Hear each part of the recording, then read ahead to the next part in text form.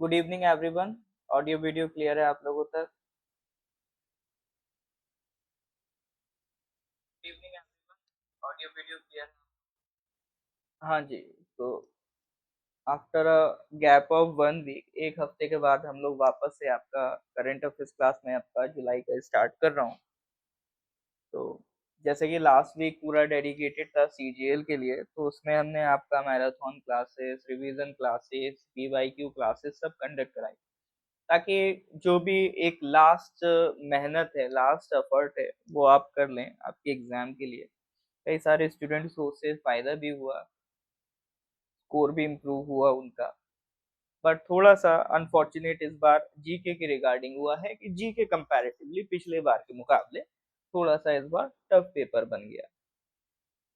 चलिए कोई नहीं, हम मेहनत करते रहेंगे और करंट अफेयर्स को भी पढ़ते रहेंगे। देखिए, करंट अफेयर्स का रोल एक आपको अच्छा खासा देखने को मिलेगा हमेशा। जैसे कुछ आइलैंड्स हो गए, या जैसे एक सीधा सीधा आपका क्वेश्चन आया था अद्वैत फिलॉसफी से रिलेटेड। ठीक है, तो वो क्वेश्चन आप या तो पूरी फिलॉसफी पढ़ डालो उस क्वेश्चन के चक्कर में। अदरवाइज अगर आप दूसरा व्यू पॉइंट देखो तो अद्वैत फिलॉसफी वो इसलिए पूछ रहा है क्योंकि सर अद्वैत फिलॉसफी में आपका रिलेटेड जो है, आपके आदि शंकराचार्य, उनका स्टैचू लास्ट ईयर प्रधानमंत्री मोदी जी ने इनॉग्रेट किया था। तो उस बेसिस पे उसने अद्वैत फिलॉसफी पूछा है। तो बहुत से ऐसे क्वेश्चन है जो आपका करंट अफेयर से इंस्पायर्ड होके आपके एग्जाम में बनते हैं। तो इसीलिए मैं कहता हूँ करंट अफेयर्स को हल्के में मत लीजिए, करंट अफेयर्स को अच्छे से प्रैक्टिस करिए। ठीक है, तो हम लोग सर जुलाई का करंट अफेयर्स कर रहे थे। एक बार देख लेते हैं हम लोगों ने कहाँ तक कर लिया था, उसके आगे आज स्टार्ट करेंगे। ठीक है, तो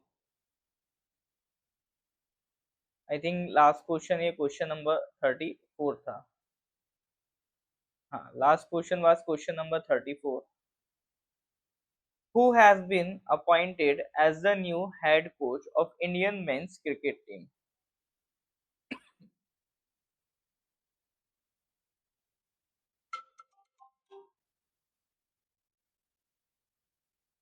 हाँ जी सर, इसका आंसर बताइएगा। ये हम लोगों ने पिछली क्लास में देखा था ये क्वेश्चन।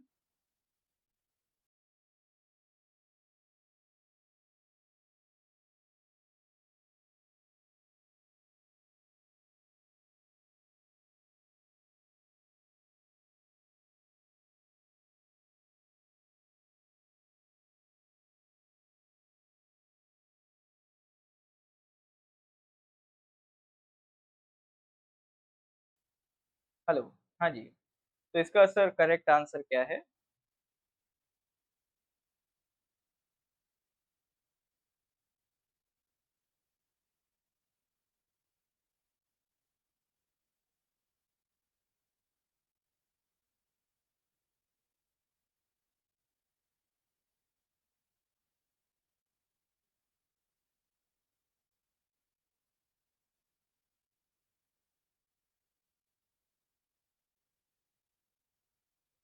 हाँ जी, बिल्कुल सही बात।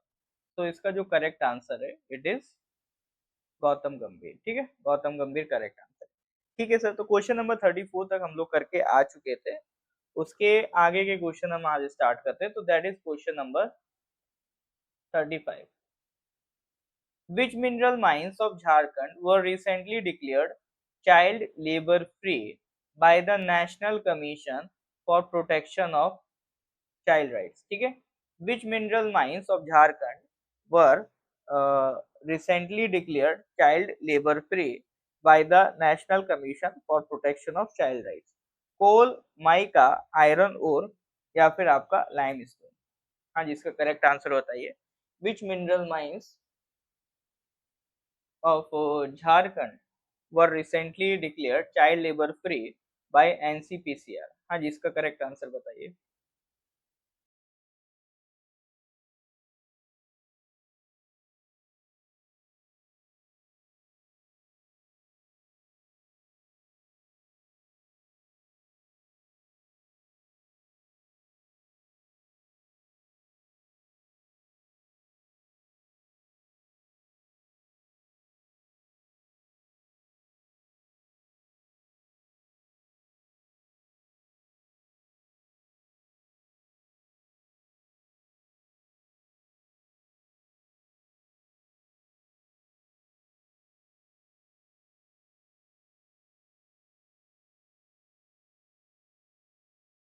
ऑलराइट, तो क्या कह रहा है सर ये question, which mineral mines of Jharkhand were recently declared child labour free by the national commission for protection of child labour, child rights. तो करेक्ट आंसर इज माइका। ठीक है सर, माइका को हमने जान लिया। अब देखो सर, यही करंट अफेयर्स का यहाँ पर हमारा रोल रहता है। मैं जो आपको करंट अफेयर्स पढ़ा रहा हूँ, सिंपल ऐसा नहीं कि हाँ कौन सी माइन थी, माइका की माइन थी, बात खत्म, आगे बढ़ो, नहीं सर। तो that is not the only purpose for current affairs. तो यहाँ पर देखो, जो बॉडी का आपका डिस्कशन हो रहा है, NCPCR, national commission for protection of child rights का डिस्कशन हो रहा है सर यहाँ पर। ठीक है, विच मिनरल ऑफ झारखंड वो recently declare child labour free, it was mica mine. ठीक है, लेकिन किसने डिक्लेयर किया, एनसीपीसीआर ने डिक्लेयर किया। तो आपके एग्जाम में हो सकता है एनसीपीसीआर पे कभी क्वेश्चन बन जाए। ठीक है, एनसीपीसीआर पूछ ले, स्टैट्यूटरी है, एग्जीक्यूटिव बॉडी है, कॉन्स्टिट्यूशनल बॉडी है, इस तरह का भी क्वेश्चन बन जाता है। ठीक है, तो एनसीपीसीआर की अगर हम बात करें तो it has been constitution under the commission for protection of child rights act 2005। ठीक है, हाँ सर, थोड़ा बोरिंग तो मैं पढ़ा रहा हूँ, मुझे भी लग रहा है, बिल्कुल सही बात मिलिंग जी।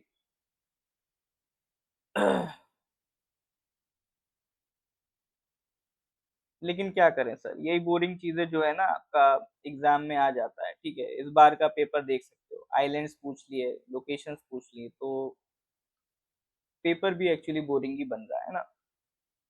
इसका पीडीएफ सर ऐप पर नहीं, इसका पीडीएफ आपका नॉर्थ ईस्ट पीएससी के यूट्यूब चैनल पे आप चले आना, इसका जो रिकॉर्डिंग अपलोड होगा तो वहां पर पीडीएफ डाउनलोड करने का लिंक मिल जाएगा, वहां से आप पीडीएफ डाउनलोड कर पाएंगे।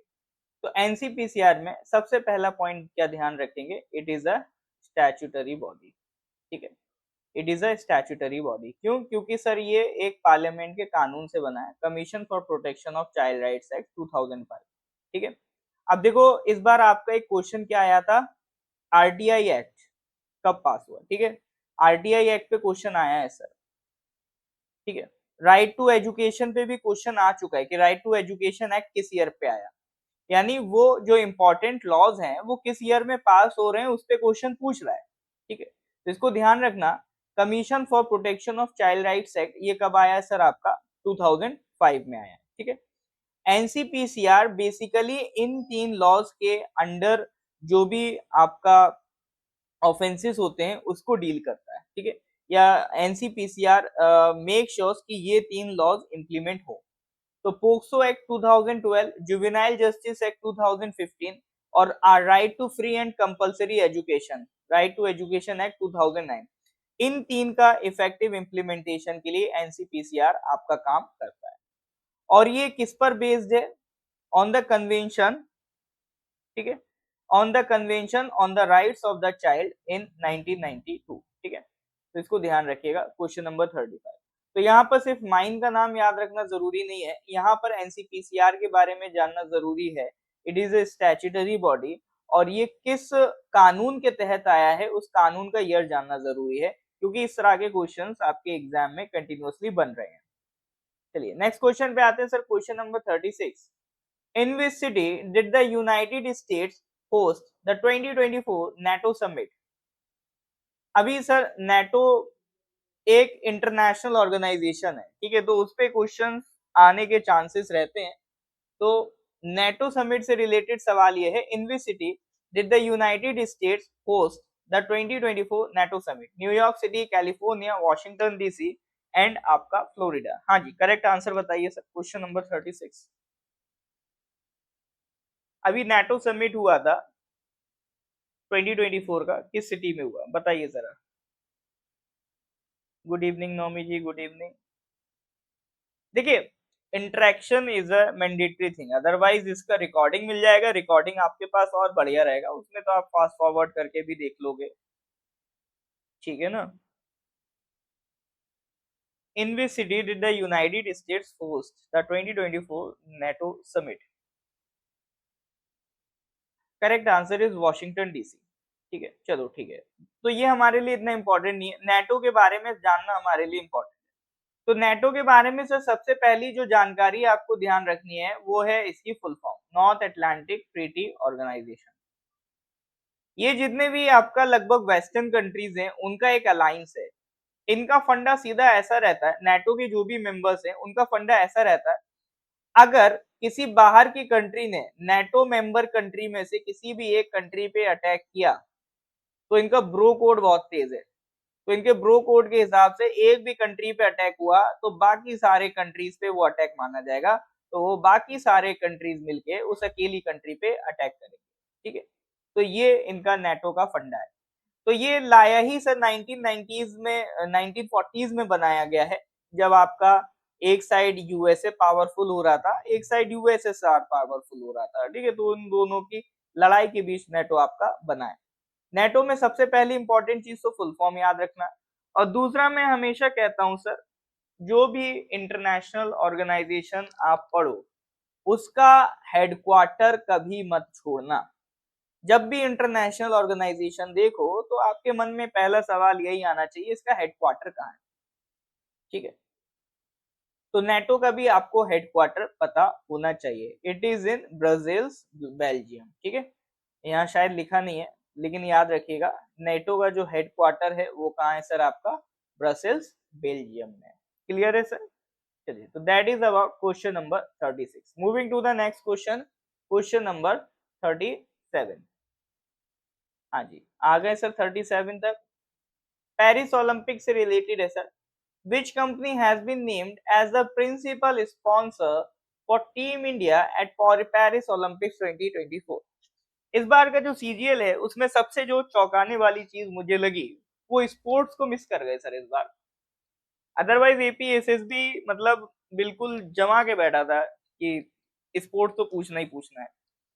इस बार स्पोर्ट्स स्किप कर दिया। इस बार का पेपर इट वाज लाइक उन्होंने देखा कि हाँ क्या पैटर्न बन रहा है, ये सवाल बन रहा है, ठीक है इस बार ये नहीं पूछना है, ये पैटर्न बनना है, ये नहीं पूछना है। तो मतलब एक बिल्कुल बियॉन्ड द पैटर्न जाके उन्होंने बिल्कुल उल्टा पेपर इस बार कर दिया। खैर हमें तो हर तरह के पेपर के लिए तैयार रहना चाहिए। ठीक है, तो which company has been named as the principal sponsor for team India at Paris Olympics 2024? तो the correct answer is Adani group. ठीक है, अडानी ग्रुप को स्पॉन्सर बनाया गया। देखिए, ओलंपिक से रिलेटेड कुछ फैक्चुअल क्वेश्चन कभी कभी आपके एग्जाम में आ जाते हैं। जैसे एंशियंट ओलंपिक से रिलेटेड आपका अभी जो पासीघाट यूनिवर्सिटी है उसमें एक एग्जाम में क्वेश्चन पूछ लिया था।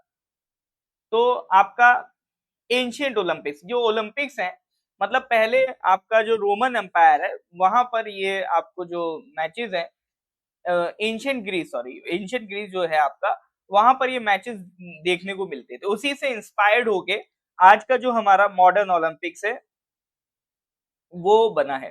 ठीक है, देखिए करंट अफेयर्स इस बार कम आया था लेकिन इसका मतलब ये नहीं कि करंट अफेयर से आएगा ही नहीं। और दूसरा कुछ क्वेश्चन थे वो डायरेक्टली करंट अफेयर्स से नहीं थे बट इंस्पायर्ड थे करंट अफेयर्स से। ठीक है, उसको ध्यान रखिएगा। जैसे अद्वैत फिलोसफी वाला मैंने क्वेश्चन डिस्कस किया था शुरुआत में, वो करंट अफेयर्स का था नहीं बट वो इंस्पायर्ड करंट अफेयर्स से है। तो एंशियंट ओलंपिक्स में ये ध्यान रखिएगा, the origins can be traced back to ancient Greece with the first recorded Olympic games held in Olympia in 776 BC. ठीक है, 776 बीसी। तो वहां पर ये हर 4 साल में ये गेम्स होते थे to honour the Greek god Zeus. ठीक है, to honour the Greek god Zeus ये आपके जो गेम्स है ऑर्गेनाइज होते थे। तो उसी पैटर्न पे मॉडर्न ओलंपिक्स को बनाया गया, ये भी हर 4 साल में होते हैं। तो इसका जो आइडिया था, it was proposed by Coubertin, a French educator. ठीक है, he believed that the olympics could promote international understanding and goodwill through athletic competition। फिर इसी को ध्यान रखते हुए सर 1894 में इंटरनेशनल ओलंपिक कमेटी बनाई गई and the first modern Olympic games were held in Athens in 1896। ये क्वेश्चन सर पूछ लेता है कि मॉडर्न ओलंपिक्स पहली बार कब हुए थे, एथेंस में हुए थे 1896 में। और जो एंशियंट ओलंपिक्स हैं देवर इन ओलंपिया 776 बीसी। तो ये जो ईयर है सर आपका मॉडर्न ओलंपिक्स का और एंशियंट ओलंपिक्स का, इसको जरा ध्यान रखिएगा, इस पे आपके क्वेश्चन बन जाते हैं। इज दैट क्लियर और नॉट? हाँ जी सर, यहाँ तक कोई डाउट है तो बताइए, क्लियर है तो give me thumbs up.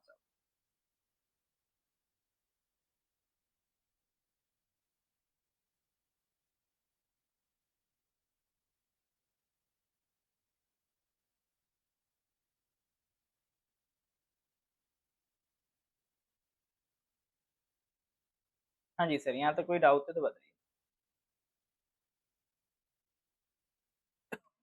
Question number 38, which of the following CAPF has launched the Grow with the Trees tree plantation drive? ITBP, BSF, CRPF, सशस्त्र सीमा बल।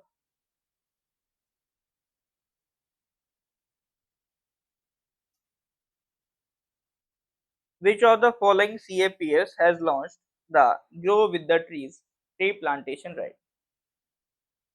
देखिए सर, हर एग्जाम का पैटर्न होता है ना, तो वो जो पैटर्न होता है वो एटलीस्ट साल 2 साल के पेपर से मिला के बनता है।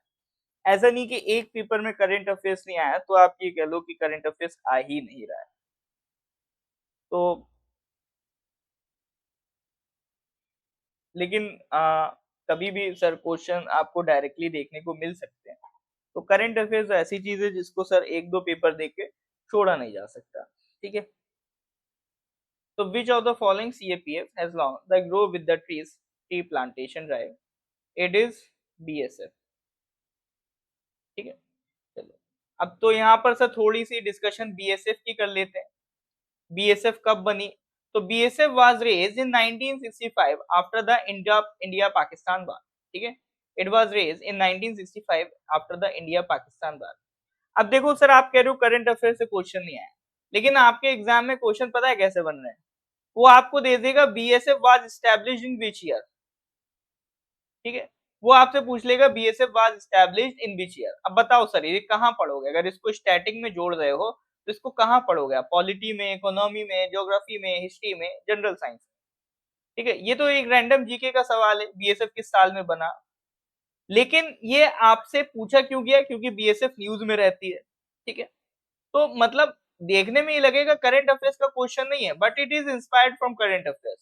तो वही मैं आपको समझाने की कोशिश कर रहा हूँ कि भले ही आपसे क्वेश्चन डायरेक्ट नहीं पूछ रहा है, बट कई क्वेश्चन ऐसे हैं जो करंट अफेयर से आपका इंस्पायर्ड है। ठीक है, थोड़ा फास्ट के लिए सर ऐसा है, इसका रिकॉर्डिंग यूट्यूब पे अपलोड होगा तो आप उस पर 1.5 टाइम्स करके फास्ट में उसको देख सकते हैं, क्योंकि जितना मेरे को समझाना उतना मैं समझाऊंगा। यहाँ पर सर जो बीएसएफ है, ठीक है, उस पे क्वेश्चन बन रहा है, मतलब उस पे क्वेश्चन बन सकता है। तो इसीलिए भले ही बीएसएफ न्यूज में हो तो यहाँ पर बीएसएफ के बारे में 2-4 पॉइंट्स आपको एटलीस्ट पता होने चाहिए कि कब बनी। After the India Pakistan war in 1965। तो टोटल हमारे पास 7 सेंट्रल आर्म पुलिस फोर्स है, उनमें से एक है आपका बीएसएफ। आसाम राइफल्स है, इंडो टिबेटन बॉर्डर पुलिस है, सीआईएसएफ है, सीआरपीएफ है, एनएसजी है और सशस्त्र सीमा बल है। ठीक है, तो these are your 7 central arm police force. Clear है sir? So that is question number 38. Next question पे आते हैं sir, question number 39। What is the theme of world population day 2024? बताइए sir, what is the theme of world population day 2024? देखो, international days and dates पे question आपके exam में बन रहे हैं, इस बार भी बना था। ठीक है, तो डेज एंड डेट्स के क्वेश्चंस बिल्कुल भी मिस करके नहीं जाने हैं। What is the theme of world population day 2024? बताइए जरा इसका करेक्ट आंसर।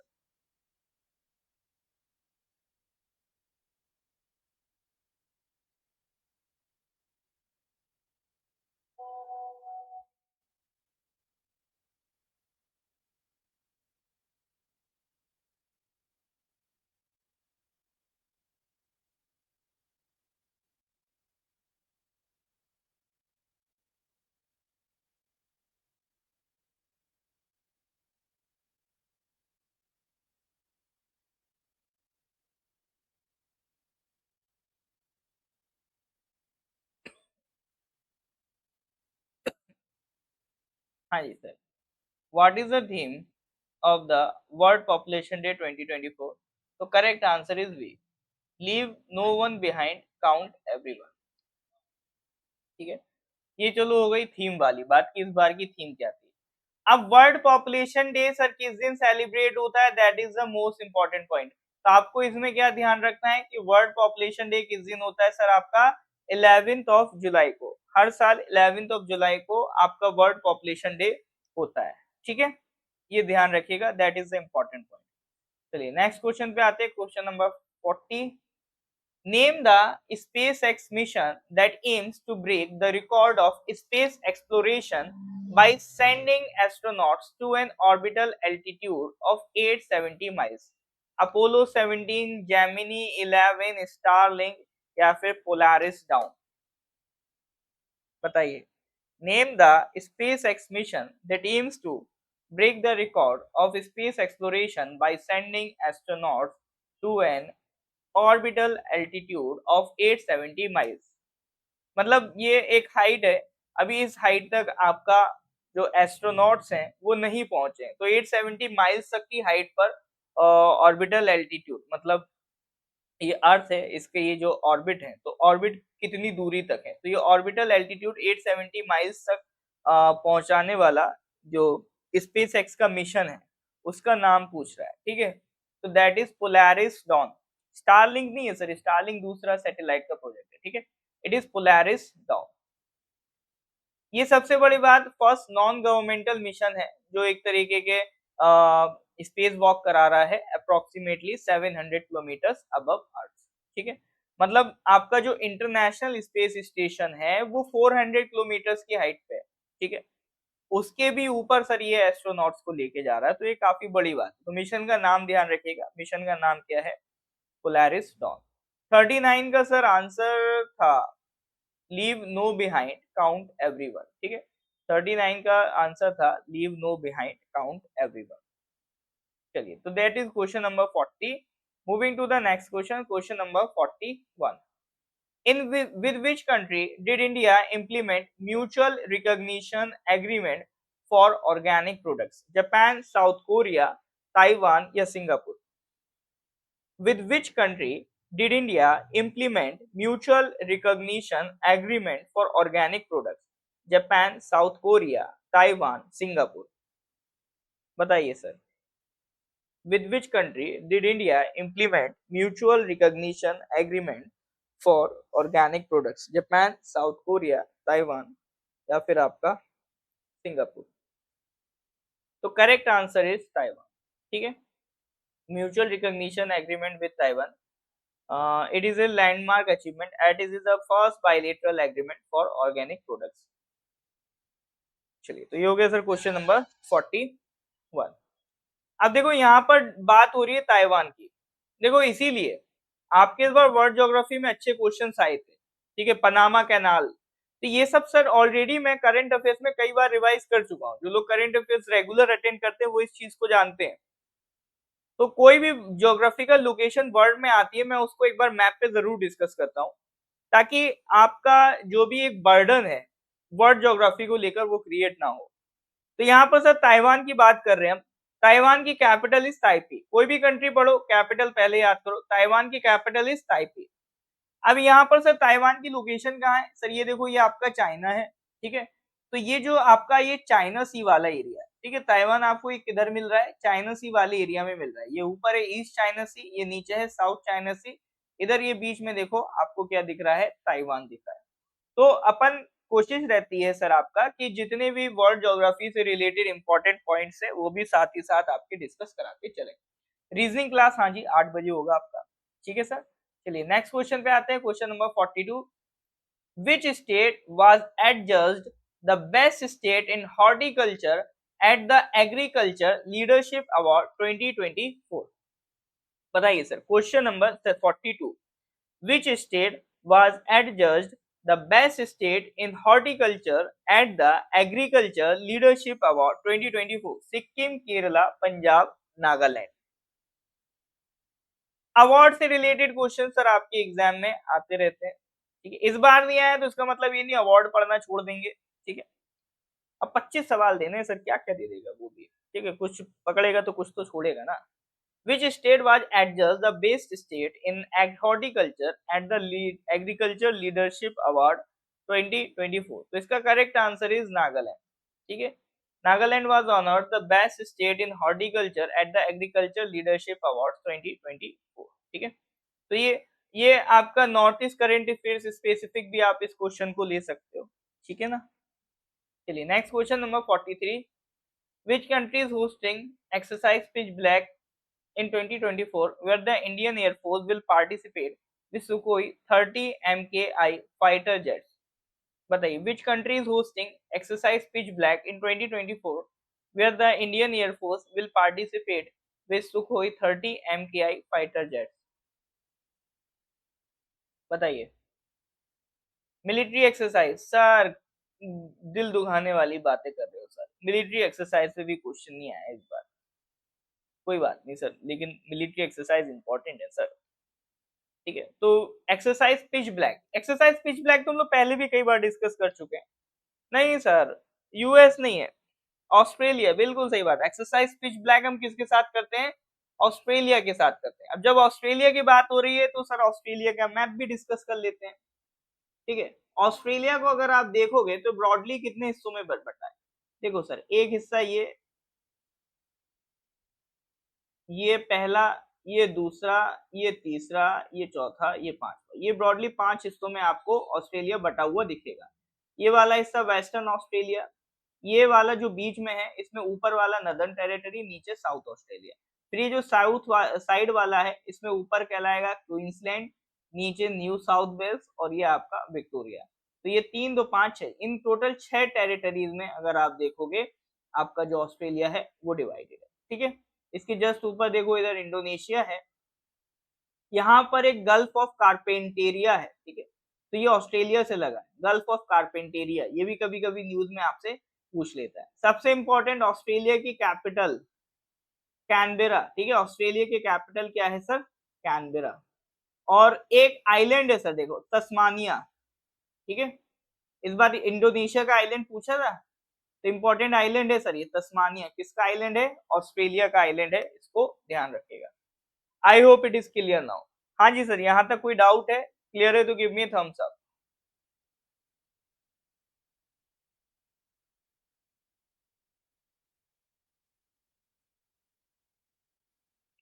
यहाँ तक कोई डाउट होने से बताइए सर।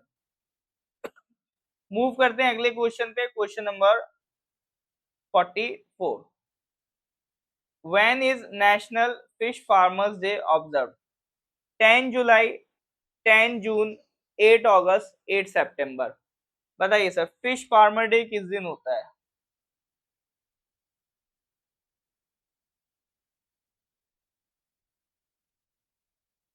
तो फिश फार्मर डे याद रखिएगा सर, किस दिन हो गया? 10 जुलाई। आज हमने दो डेज एंड डेट्स पढ़े हैं सर। वर्ल्ड पॉपुलेशन डे 11 जुलाई, world population day. National fish farmer day 10 जुलाई। और ये 10 जुलाई को क्यों सेलिब्रेट होता है? In the memory of scientist doctor K H Ali Kunhi and doctor H L Chaudhary. ठीक है, इनकी मेमोरी में सेलिब्रेट होता है, K H Ali Kunhi and doctor H L Chaudhary, इनकी मेमोरी में सेलिब्रेट होता है। इन्होंने क्या करा था? इंड्यूस ब्रीडिंग की टेक्नोलॉजी सक्सेसफुल करके दिखाई थी। ठीक है, मतलब जो फिशेस में एक ब्रीडिंग टेक्नोलॉजी है, हाइपोफाइसेशन। ठीक है, हाइपोफाइसेशन, ये टेक्नोलॉजी उन्होंने करके दिखाया था। तो ये इसी दिन करके दिखाया था, 10 जुलाई 1957। तो उन्हीं के ऑनर में सर ये आपका national fish farmer day celebrate किया जाता है ऑन 10 जुलाई। ठीक है, देखो अब मैं इसीलिए आपका एग्जामिनर कितना अंदर घुसेगा, अपन इसीलिए थोड़ा डिटेल में जाके ये चीजें कर लेते हैं, ताकि कितना घुसेगा, इतना घुसेगा, पूछ लो सर। फिश फार्मर इंपॉर्टेंट जो फार्म फिश साइंटिस्ट हैं उनके नाम पूछ लो। ठीक है, तो अपनी कोशिश रहती है कि ये सारी चीजें, इस तरह के जो कंसेप्ट हैं वो आपको अच्छे से करवाए जाए। ठीक है, नेक्स्ट क्वेश्चन है sir, question number 45। Who inaugurated the FE modern BFSI summit 2024 on July 19? बताइए sir, who inaugurated the FE Modern BFSI Summit 2024 on July 19? इसका करेक्ट आंसर क्या होगा?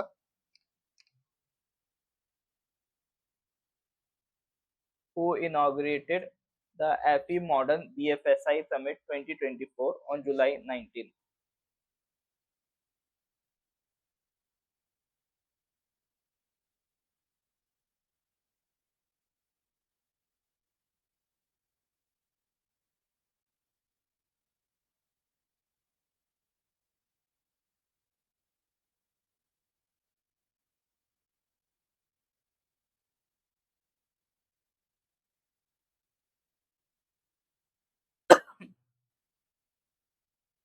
who inaugurated the FE Modern BFSI Summit 2024 July 19?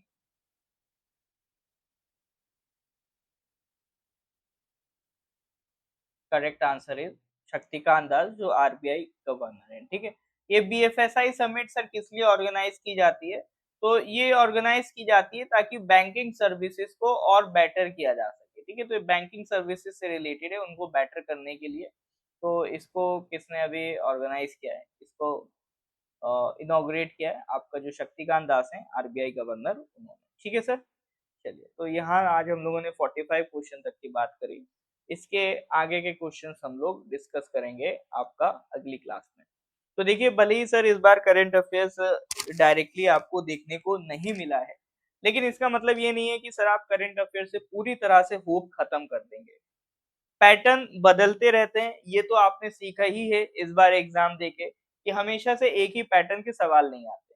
लेकिन sir कितना ही हम pattern pattern कह लें, ये आ गया वो आ गया, एक बार आप एनालाइज करिएगा कि कितने सवाल ऐसे थे जो आपका सिंपल स्टैटिक के थे, जो आप सिंपल अपना नोट्स वगैरह भी करके चले जाते तो आपसे बन जाते। ठीक है, एक बार एनालाइज करके देखिएगा, तब आपको पता चलेगा कि बहुत से सवाल ऐसे थे जो सिंपल आपके नोट्स में थे, आप कर सकते थे।